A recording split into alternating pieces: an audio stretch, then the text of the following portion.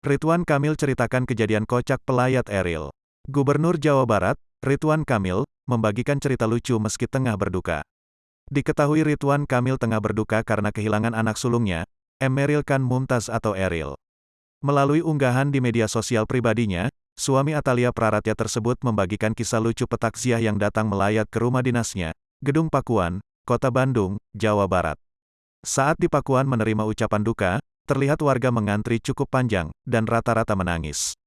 Dan sampailah giliran seorang ibu-ibu bergamis hitam, yang matanya sembab dan penuh tangis, dan dengan terbata-bata dia pun berucap, tulis Ridwan Kamil dilansir dari Instagram, Rabu, tanggal 15 Juni tahun 2022. Selamat Idul Fitri ya Pak. Mohon maaf lahir dan batin. Oh iya Bu. Minal aizin wal faizin kalau gitu.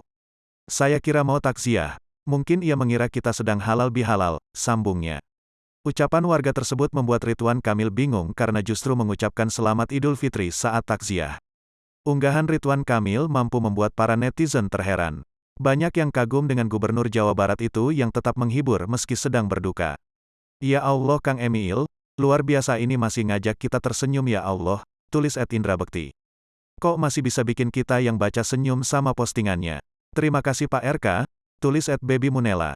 Atuhlah Bapak, Masya Allah ilmu ikhlasnya, tulis @Renata Pranata. Masya Allah, Kang sehat selalu juga Ibu cinta, selalu membuat netizen tersenyum di antara berita duka, tulis @Akeong_Oli.